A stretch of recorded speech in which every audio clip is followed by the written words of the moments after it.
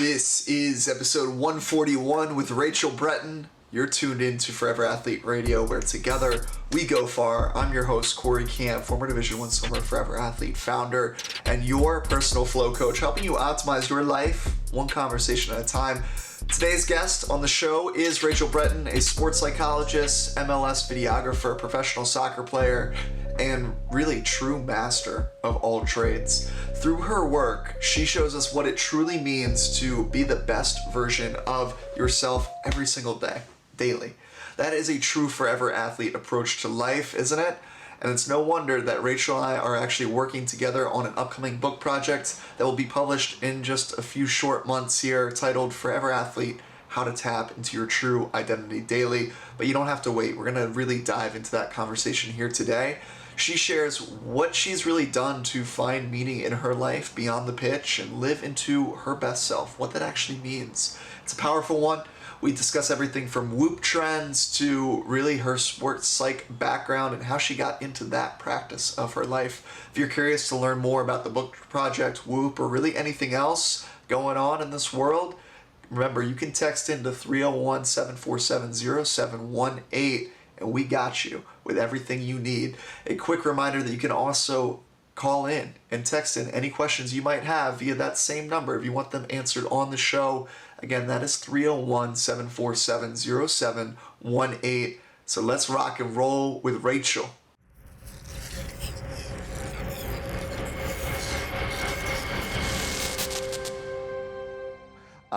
I love it. Well, we're joined this morning for me, afternoon for you, Rachel. Thanks for coming on The Athletic Mindset. I'm excited to record a conversation because I feel like we've had multiple at this point where it was just so powerful and impactful. I was like, it makes sense to mic it up. But how are you feeling? 100% Whoop score. You're recovered. You're ready to go, right? Yeah, 97 on my on the recovery, 100 sleep. Maybe it could be an all-time record, who knows. I think Whoop is lying because that's not how I feel, but That was gonna be my next question, was how much weight do you actually put into those like analytics and stats that are coming through? I think uh I think they're right, weirdly. Only sometimes I'm a little skeptical, as like I don't know. Um there are times where I'm in the quote unquote yellow and I feel like I'm in the green. I'm like, oh, whatever. But then I see that I crash. So Hmm. I'm like, all right, so maybe it was right. And then there are times where I wake up kind of groggy, but I think I'm just waking up groggy. And then I'm like good to go. I'm like motivated, like signing the journal, meditating, reading Bible, go this, take a lap. Like I am a green monster when I'm in the green. And I don't think it's a placebo. I actually, first, I think when we talked about it, Yeah. I was trying to figure out, do I get the Whoop or do I get the polar? And then I said, you know what? I want to focus on recovery and better habits. And this has helped a lot. Like I am so in my head where I'm like, you know what? Normally I would have like a long day of work, let me have a glass of wine, but I get home at 9:45 and I'm like, if I have wine before 10, my HRV, my resting heart rate's gonna go up. I don't want that. And I'm like, that's a good habit. Yeah. And I do see it. Like I've played around with it. I'm such a experimenter that I'll just test it out, and it hasn't lied. I just wish that I wouldn't wake up so groggy. But to be fair, when I wake up, it says they only got like 70%. So that makes sense. Yeah. Yeah. I was supposed to, just to be clear, this podcast isn't sponsored by Whoop, but if Whoop, you're listening, we won't hate it. Will, I would, if you're here, if you're listening. I love this debate though around the wearables, right? Whether it is an Apple Watch, Polar, Whoop, all this stuff, because it's great feedback, Mhm. but just like everything, I think, especially certain athletes, we can put so much of our eggs in that basket of like, oh my God, I'm not 100% recovered today. Like, Yeah. it's a crapshoot. Like, I'm not going to be able to perform.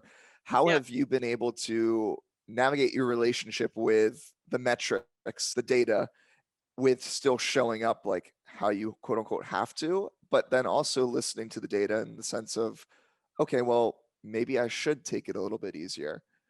Like, Yeah. a tough debate. Yeah. No. Great question. As you know, and for our listeners, I am retired, so I do have a little bit of a wiggle room Yeah. as to I don't need quote unquote my friends still make fun of me because I'm like I have to run today. They're like you don't have to run. I'm like yes I do. I said you'll get it. I say to my one friend Morgan I'm like you'll see. Just let I'll be right here when you're the same place. um, so for me I don't have to perform, but in my head I do because I want to keep good habits and I think forever athlete. So can't change that. But I do take into note like I have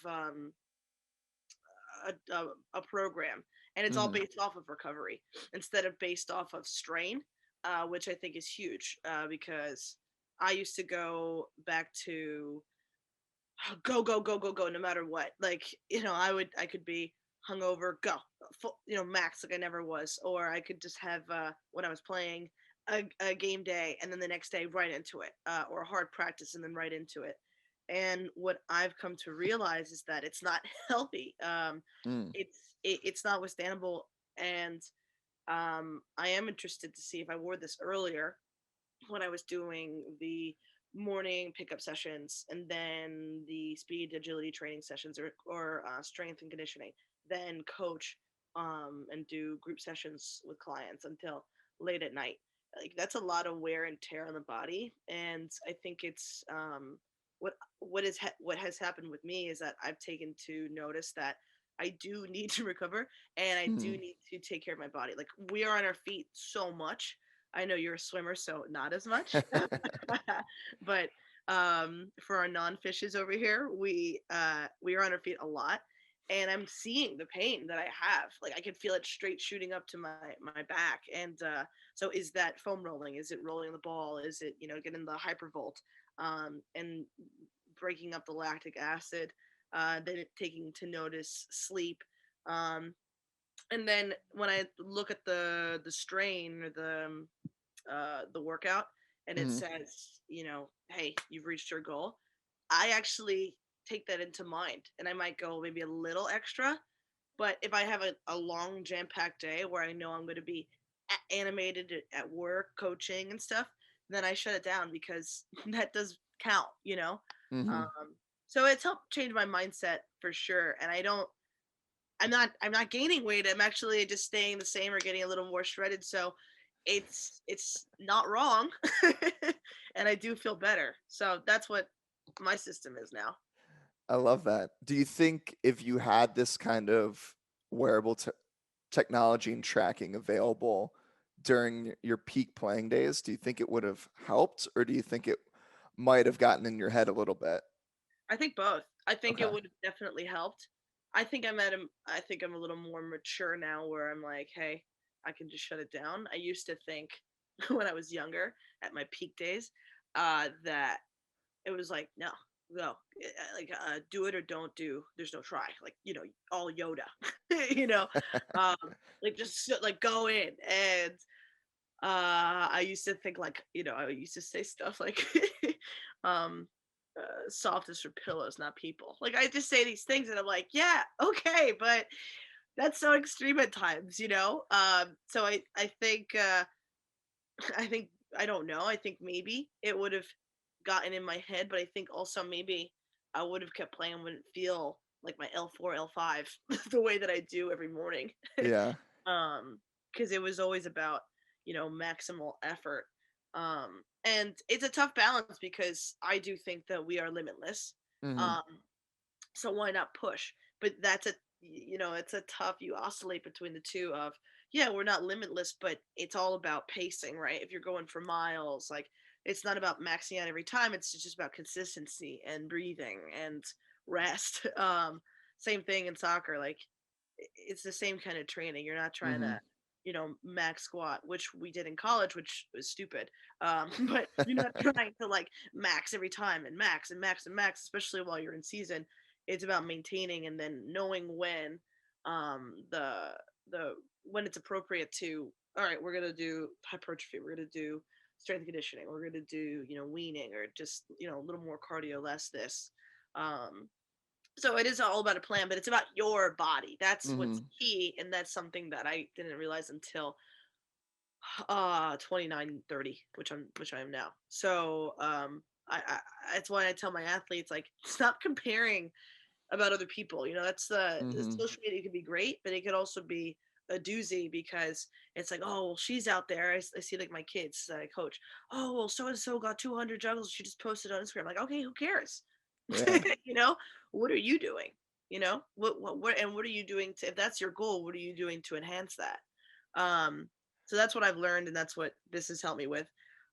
It's just saying it's you versus you. So making sure that you are giving your best every day, holding yourself accountable, and then you'll see your own personal growth. If you give 1% each day for a Yeah. year, you have 365% increasement. So those are the numbers that I like to focus on. I like that approach a lot, and I think it's so easy to sit here and be like, all right, yeah, like I know the plan for me, like I know what works for me, but then there's that competitive gene inside of all of us, especially the high level athlete, right? Where it's like, oh, I'm supposed to go on this like long recovery run today, but then, lo and behold, someone runs by me and I'm like, I don't even know them, but screw them. Like, I'm going to start, I got to show them I'm faster. And it's like, to It's your so point of that comparison game, how do we navigate that urge, that yes, innate urge to be like, well, I just want to show them up. And it's not an easy one. I mean, I can speak personally. It's taken a lot of work to just like, all right, I know the value that I bring and I know the way that I can show up when I need to be 100% on. But now yeah, it's not one of those moments that I need to be 100% on. So I'm yeah, going to release that need. How yeah. have you navigated that? Because that's a tough one. Yeah, it's super tough, and I love what you're saying. Because just the other day too, like, I'm saying all these things, but it brought me back to a run I did last week, and I do intervals now, so I don't have to. Well, I try not to. I still, it's weird. I still try to stay in game shape even though I'm not playing, but that's what I'm used to, and that's what I like. Um, I have dabbled in between different kind of runs, but right now I do like a 10-minute warm up, and then I'll do either one on, one off, 1.5 on, 1.5 off, or whatever. Play with the ratios. And I'm running hard, and there's this girl also running, and my clock is saying 10 seconds left in the run, but I'm like, but this girl's also running too, so I can't stop right next to her, and I'm like, wait. What? You don't even know what she's running. Who cares? Just stop. So, but it was that split second. I don't think we lose that competitiveness, but I think it's just, having that maturity to say, like, this is this is your workout. This is not, you guys aren't running together. It's just you.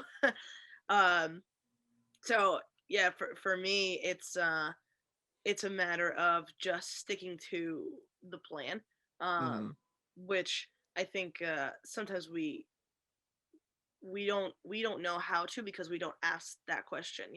Every day should not be your why, but your what. What are you willing to go through, what are you doing, and then for your why. But that has to be not just like a, oh, I made a board and here it is, and it's just all cute and fluffy. It's something that you gotta look into every day and say, so what are you doing and why are you doing it? And that is a daily thing, and then you can make that into weekly goals, monthly goals, and make sure that they stay aligned. I think as athletes, we get lost in it sometimes. I Hmm. think that we are focused on, okay, this is what I'm doing, and then when things kind of go awry, or we're just kind of in our heads, we forget the whole reason why, or why we started, and what we're putting ourselves through. But if you just stick to the plan, stick to the path, um, it kind of makes it easier, because it's not a question. You that's your drive, and that's your program, so you don't really have to worry about the external factors. It's more about, okay, this is what I'm doing, and this is why I'm doing it, and this is why I will increase it. If it doesn't align with what you want to accomplish, then you can reevaluate and recess and say, this is what I wanted, but as I'm, growing, I'm realizing it's not as bad as I wanted this. So you just adjust. That's what I do. And I do find it productive because the other way you kind of lose your head. If that makes Yeah, it helps to be able to pivot there. And I think the firmer you believe that it is truly your timeline, the easier that is to make that flexible pivot or adjustment, and really looking at whatever the feedback is that is coming across as just it's a neutral thing. Like we can choose whatever yeah, we charge it as, whether it's positive or negative, but really feedback should just be this direct, this adjustment to our compass of like, all right, like this happened, awesome, we're just gonna now go a little bit to the right here, a few degrees, right, and try again. But right. how have you adjusted to your timeline of things? Because I think that is, Ooh, we care a lot as humans about what the external factors in our lives are saying about us. It right. could be Yes. simple as like, oh, we forgot something and we're gonna like cross the street before turning around because we're worried that if someone just saw us and we just turned around, we'd look ridiculous. How Yeah. have you like let go of that need of, okay, this timeline has to be executed and Uh, so you know, so for go with me, it? yeah, no, it's good. For me, it's ironically, I was just talking to a friend about something like this the other day, and for me, like I am an athlete. I'm a Christian athlete, so I think as a Christian, we kind of I think I always say it's really tough to be a Christian athlete. It's not tough to be a Christian. It's not tough to be an athlete, but to be a Christian athlete, it's tough because you're focusing on you, right? And faith and other dogmas rely on something beyond you. So as an athlete, I'm focusing on my times, my recovery, my process. But ironically, it's about we, right? So with soccer, that's like us. If you're in a meet, if you're in a relay, it's us. So it's about a unit. So a lot of that, you kind of, you want to make sure, and especially the way that I have always been is I want to make sure that I check my boxes, that I hold myself accountable. Mhm. But then here we go again with the I. Um, so there's a lot of times that I think I have put my faith in myself, in my abilities, in my timeline, in my growth. And I always think about this line that I actually really love, and it's um, "We plan, God laughs," because it's true. Like I don't have, unfortunately and fortunately, um, I don't have the grasp on where I should be. It's not really my choice. Mhm. It's more of where he wants me to be. Um, so my timeline, it used to be like I used to like have claw marks and all the things that I love and all the things that I need to uh, adapt to and be. And this is where I need to be and this is what I need to do. And I kind of produce my own timeline. And I think it's okay to have an idea, but for me, the transition of letting go has been the hardest part because it's like they say it's the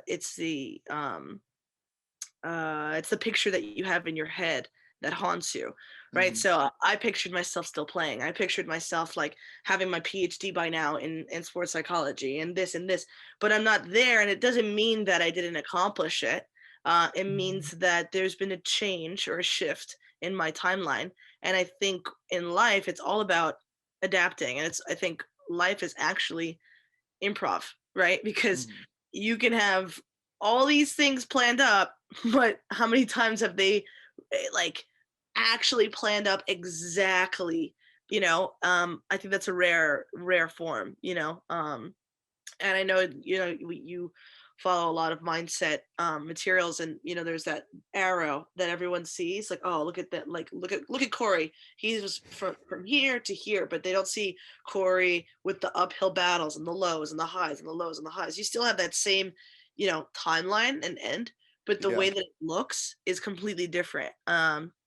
So for me, it's just accepting that and putting my faith in something higher, and just adapting and adjusting because I had job interview about 2 weeks ago, and I had this 22-year-old girl, ironically, asked me where I wanted to be in 5 years, and I laughed because I'm like, 5 years ago, I wouldn't imagine being here, and I Mhm. can't imagine where I'm gonna be in 5 years. Like life is just so evolving, and I think the pandemic is a great example of why how can we plan for that, you know?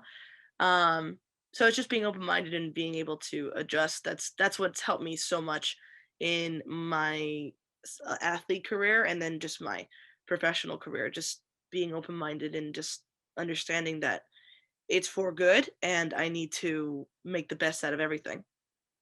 Yeah, I mean, there's so much I want to unpack that you just shared there. One of the things that really comes to mind for me is that vision of you clawing onto the expectation and needing it to look a certain way. And when I see that, and I felt it at multiple times in my life, it's suffocating flow. Like it's not allowing that flow state that we're after to actually come in. It's no different than you taking the pitch, being super stiff and like so worried about your positioning and whatnot on the field that you give up a goal or you know what I mean? Like Yeah, next absolutely. thing you know, you have the worst game ever and you're like, but I was trying so hard. It's Yeah. like the more that you can release that need, not saying don't prepare. Obviously the preparation matters, but by the time you step on there, it's you're kind of surrendering to the moment and the bigger picture. And my question to you really is, do you think your faith has really allowed you to maybe surrender a little bit easier than most people that don't have that in their life? Full transparency, like I'm not a very religious person in that sense. Um, so I am curious to know if like having that belief in a higher power, in your case being God, like does that help in your ability to surrender to the universal plan that is out there for us? Yeah, I really do. I am human, right? So I struggle. You know, I've had anxiety the past 3 4 years, that it's grown and not grown in ways which I never thought I would. I think maybe it's just trending now, right? Because you hear a lot about it, more than ever. But the one question that my friend brought up to me is like, she's like, you believe in God, and they always say like, don't worry.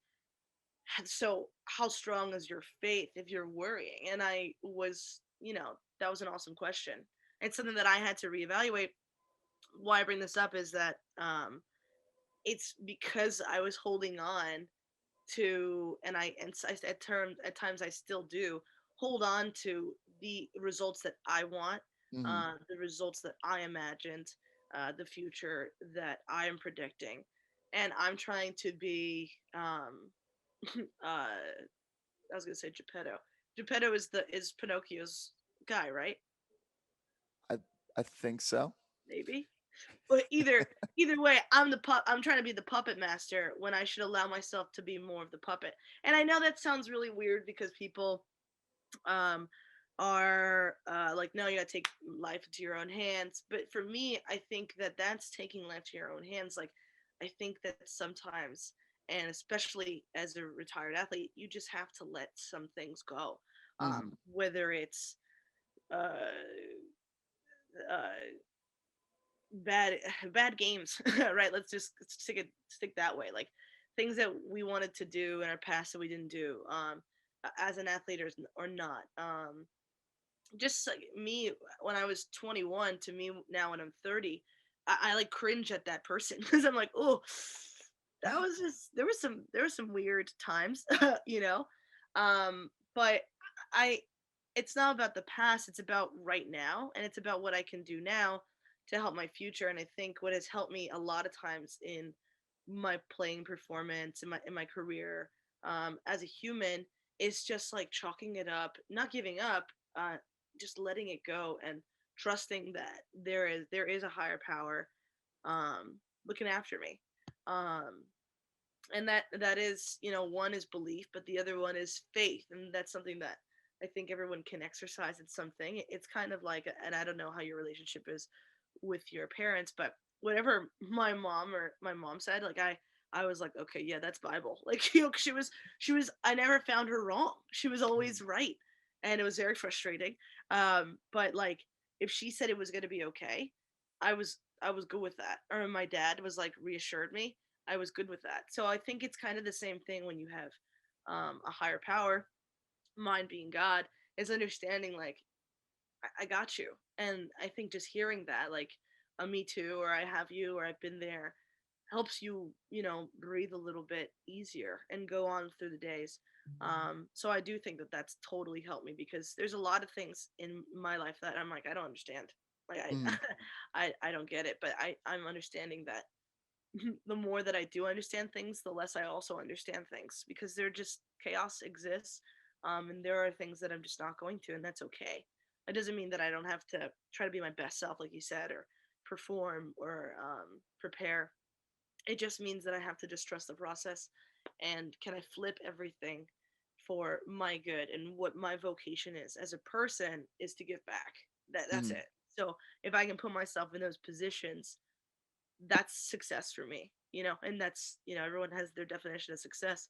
For me, it's just being able to say that I gave it 100% and I was a good person. It's a great definition in my book too.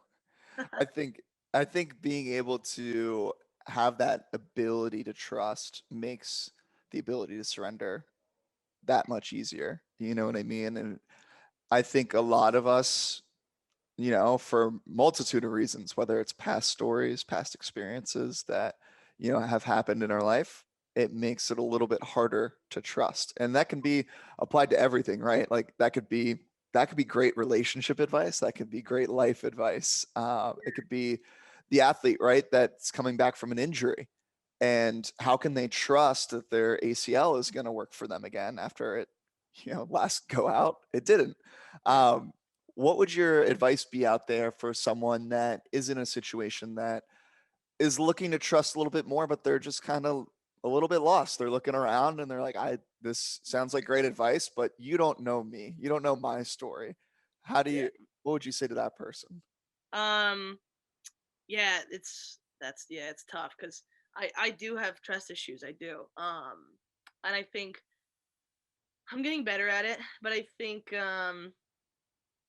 it's just a coping mechanism, right? Because um there's been a lot of me that I've been very trusting, and for me, and I still think this is me, at least I think um I'll trust you until you show me that I can't trust you. But Mm, I think what we're learning in society is that people could be manipulative, and people do have hidden agendas. So I think the word, and the word that I've been trying to work on now for like 2 years, um what I do instead of like New Year's resolutions is I put a word. yeah. That's my goal of the year. In the past 2 years has been balance because I haven't mastered it. The other like couple years ago it was like fear, joy, I forget, but balance has been a hot one for the past two. So I think it's a matter of balance, like understanding that even your best friend can let you down, right? Even Mm, your sport can let you down. Even your parents can let you down. Life can do that, right? So it yeah, we're going to feel some type of way and we might not want to trust some things. But I think if we live our lives with closed wrists, we won't be able to be able to open the things that life can give back to us with open hands. So, I think that just for someone that's going through the process, and yeah, I might not know you, you don't know me either. I've had closed wrists before, and I realized that closed wrist just leads to more closed wrists, right? But if you start to just loosen your grip, and it's again, it's the feeling of letting go, but it's the feeling of accepting things, right? mm, Accepting a handshake, accepting a hug, accepting the good graces that life can give you.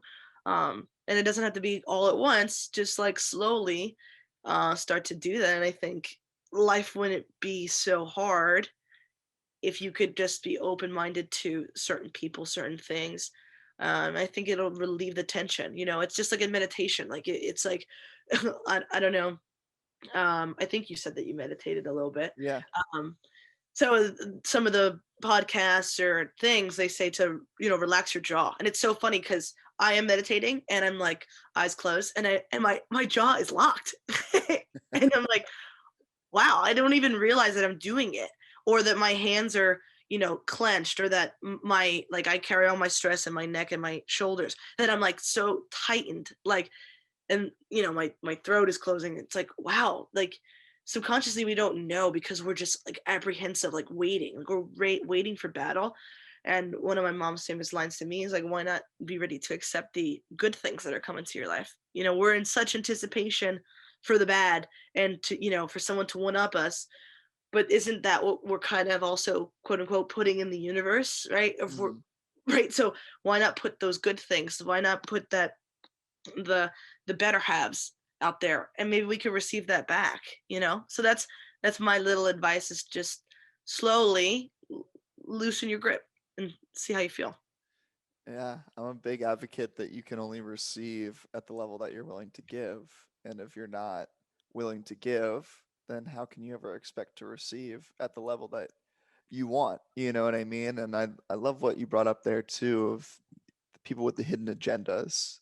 I think intention is everything, honestly. I Yeah, think it should be the sole thing that all of us focus on. And it is one of the things that we as humans are actually phenomenal at picking up on. You know what I mean? Like we understand when that person stops us on the street with the wrong intention. We get that, feeling in our gut that we're like, this just feels weird. I don't know why yet, but it feels weird. Um, so I think taking a second to get clear on your own intentions and putting that forth goes a long way. And I also love the fact that you brought up balance and that you're trying to master it. Because I would argue, playing devil's advocate, that I don't think balance is ever something that we can truly master. Because with each new thing that we take on, like there's now a new balancing act that is in place. true. I think honestly, us as high achievers, and most of those listening in would probably fall into that category as well. It's a constant recalibrating to that scale because I know me personally, like as soon as I feel like this podcast was rolling, I was like, okay, great. I'm going to go do another thing. I'm going to put something more on my plate. And just because I like the internal struggle of figuring out, like, do you ever find yourself in that boat too? Like constantly taking on more the moment you Oh, feel like you have the yeah, current situation figured? yeah, I that's like, but that's why, and you're right, I don't think we master it, but I think it's something that I really want to focus on, because my past has been, not even my past, it's still me. I'm such an extremist. Like, Yeah. I could have, like, yesterday I was recovering, right? So my extreme was like, I slept and I laid. I don't even think I burned 1,000 calories. I just slept. Now today I feel like I want to do all the things, right? And it's like, how many times I'm just trying to be cognizant and be aware. I know that that's how I am. So Yeah. now it does take effort for me to say, hold up, wait, not too much. Which is, again, coming full circle. The Whoop has helped me because it'll say you're good. Like, if you keep going, you're gonna hit overstrain. So I think, metaphorically, that's how I need to, that's not just in my body, my physicality, my fitness, but in my mind, in my life. Can I do the same? Because I do have an addictive personality, and I'm addicted to learning and being the Mm, best at all things. I like, you see, like, floating books. I read all the time. I I'm buying new books and learning, and buying new books and learning, and like taking new certifications and learning, and jumping into new positions and jobs and learning. Like, I was selling life insurance. Like, what? Like, that's something that I would have never done. But I'm like, hey, I'm in a panty. Like, pandemic. That's what I say, panty. I'm in a panty. Like, why not? Learn something new. Like, everyone says I'd be good at sales. Like, let's delve into something that I'm not interested in. Let's see if I become interested. Like, I have such a hunger for knowledge and experience, because I think it makes you like a utility belt, like a mhm. universal. We can connect on most things.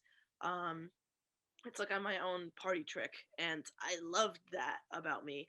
But I realized that part of that about me led to anxious me, where it's like, oh, this isn't good enough. I need to get this done here, here, here, here, here. Like my schedule on my calendars are ridiculous because it's like, all right, it used to be get up at 5, work out, do your devotions, do your meditation, then make breakfast, do all this stuff, answer the emails.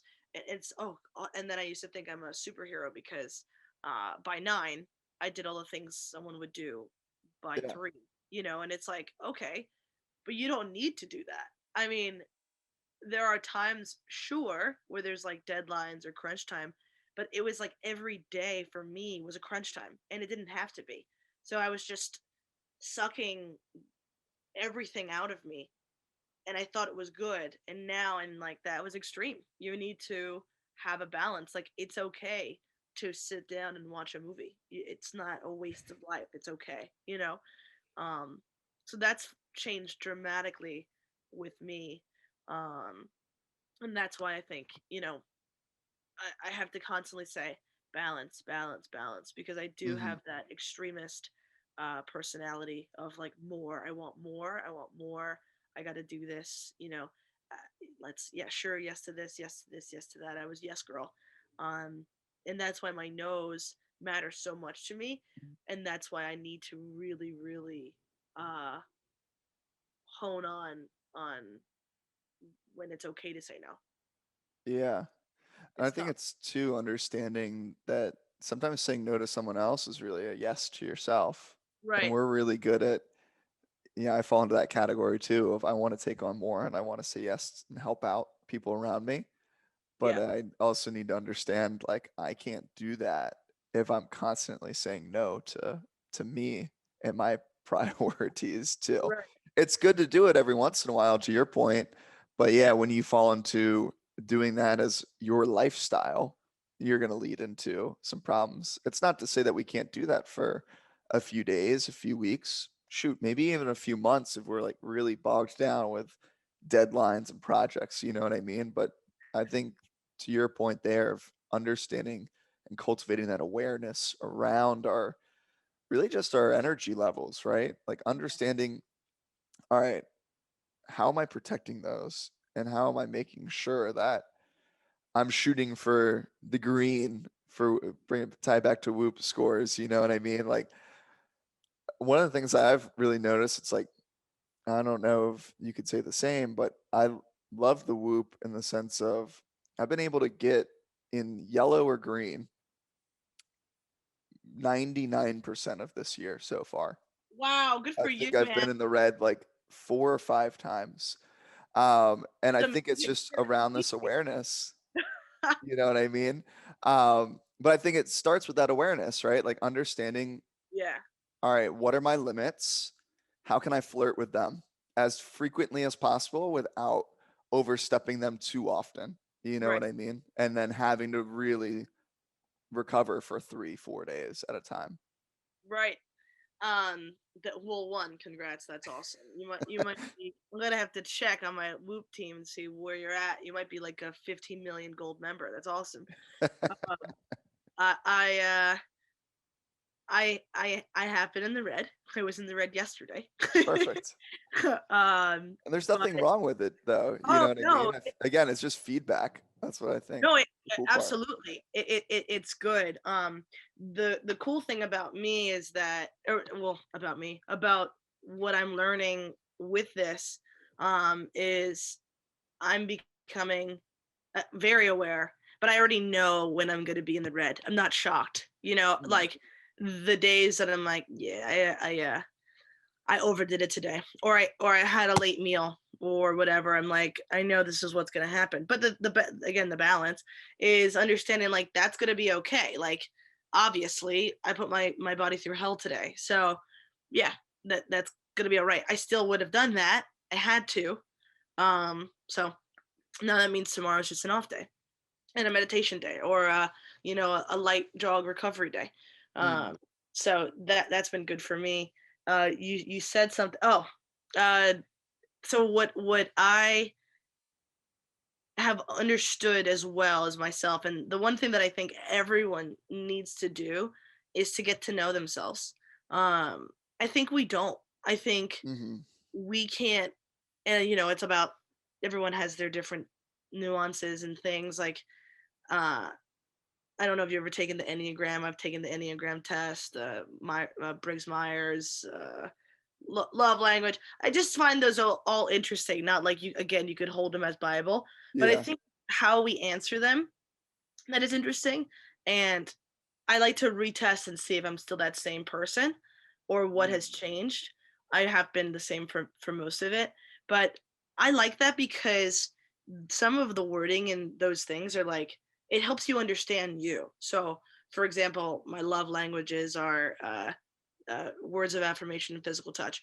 Words are huge for me. I love words. I think it's key, and not just like in a relationship, but just Mm. communication, right? If you can communicate to me um, as an employer, an employee, friend, boyfriend, whatever, that's huge, right? Because then that you're taking the time, but then I can understand. Because again, full circle, I'm a analytical person. I'm a comprehender. Like I again, knowledge. Like I need to understand, so that Mm-hmm. I can feel good. Why I'm saying this is that going back to the no's and the yeses and allowing yourself to be kind to yourself.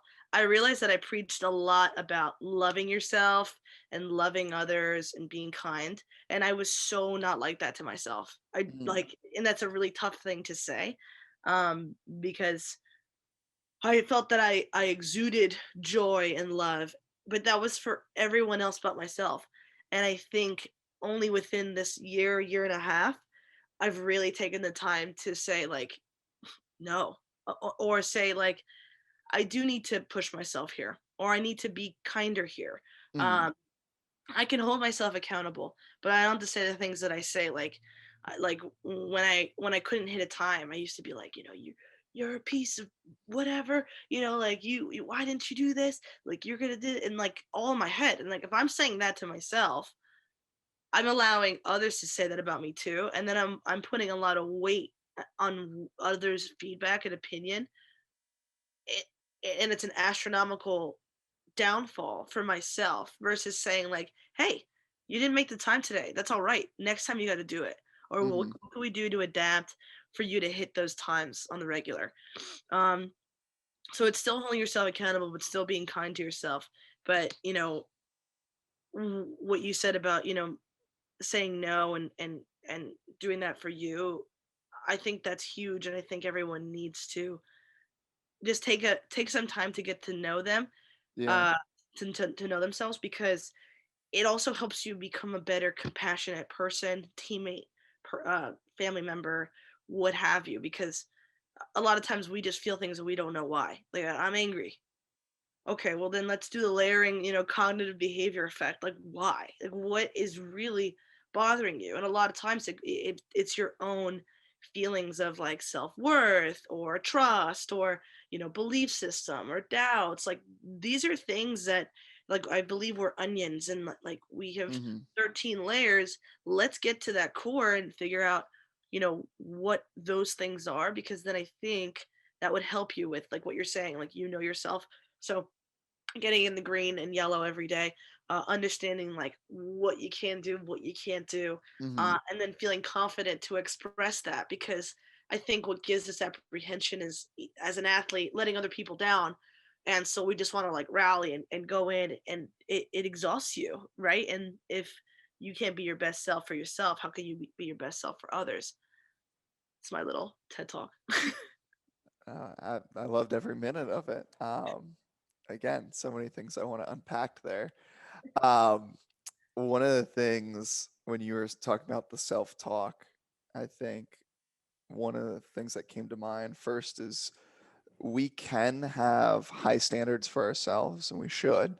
Um, but that doesn't mean that doesn't come without experiencing and expressing grace for ourselves in those moments too, when maybe we don't quite live up to that standard that day. That Yeah, it's not a permanent reflection of who we are. It's just a reflection of that moment in time, yeah, and that's huge. The other thing I think of is when it comes to self-talk, I always have this image of my head, and I don't have any children yet. That will come down the road. But I always imagine and like to imagine when I'm speaking to myself, if I had a child and they had a coach that was speaking to my child the same way that I was speaking to myself, how would I react as a parent?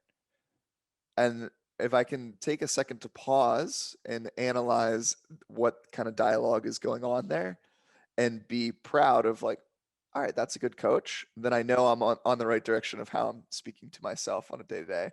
But to your point there of like, yeah, my self-talk is, well, you should really run faster. You're a freaking idiot. Like, why didn't you try harder? I'm gonna obviously have some gripes with that coach that's speaking to my child, Right. yet I'm speaking that way to myself. So I Yeah. think that helps put it in perspective for No, that's me at true. least. That is true. Imagery helps a lot, and that's interesting that you say that because I used to say that. I think that we're all just older babies. Like we are. We are though. Like Yeah. we are children of our parents, and our parents are like we're all just each other's kids, right? Essentially. So that helps me and my compassion, but I think that's a great imagery that I have to start putting in with my self-talk because like like if I spill coffee, I'm like, you're such an idiot. And I'm like, what? That doesn't make me an idiot. Like I just tripped. It's okay. Like I like wow. But again, so extreme. So Yeah. and but I never I'd like to find myself in the other extreme of saying like it's a tough thing for me to be like you're the man or like you're the best. I don't ever say that. Yeah. Uh, maybe I should. I just have I just don't think that's true. But Do you I think that? find in other athletes or other people with that mindset that helps them so much Hmm. because they're like they can't do no harm, so therefore they're just constantly moving and grooving. Like I think that's like the Muhammad Ali, right? He's like, I was the best even before I knew I was. Like like that's so cool because you're manifesting in your own greatness, holding yourself to a standard. And not deviating from it, and I'm the opposite, where it's like you better not, f up. It's like what? Relax, man. I Crazy. think all in all, we can all learn that it's not that serious. Exactly. It's We really can not that introduce big of a deal. play. Yeah, Yeah. to your point, like we're all big kids. Like there should be play.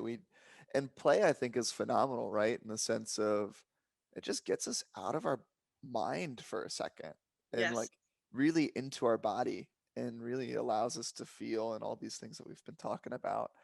Um, I've absolutely loved this conversation, and I think we could literally probably go on for hours and hours, which Yeah. Always. we will at some point. I want to ask you the fast five, which are Ooh. five rapid fire, one sentence, one word answers. The first one is, um, man, now I'm blanking on the fast five. I'm Ooh. like, I was such in a flow of where we were going and stuff. Um, That's how First president thing is, right? is, yeah, what's your go-to podcast that you're listening to that you're jamming out to that no one else has really heard of? Ooh. Put us on to something new. Yeah. This will be good. Because I know I said I'm a Christian, but it's called the Buddha Podcast. I think. It's awesome. I'm actually just good. The Buddhist Boot Camp Podcast. Um, it's by Timber Hawken or Hawkeye, Okay. and he's great, man. Like the way he speaks about certain things, it's so calming. And I do, again, one obviously I know it's supposed to be quick, but I'm open to all religions, and I think understanding everybody helps you understand your own religion as well, uh, and each other. So the way he speaks, it's like awesome, and a lot of things about ease and flow and mindset, and it's helped me with my breathing. So that's definitely a good one. Yeah, I love that you're open to new perspectives. I think we can all learn from that. Number two is I know you're an avid reader, seeing all the books behind you. Yeah, We've jammed out on a few books it's good. together. What is your favorite book that you've read in the past year? Ooh, in the past year, um, as I'm looking around. Ooh, I would say the 10 times rule. Okay. Grant It's Cardone or yeah, yeah, okay. it's good. It's the yellow book. It's good. Nice. Yeah. Nice. I love it. What is number 3 is what's a quote that you live by? To give anything less than your best is to sacrifice the gift by Steve Prefontaine.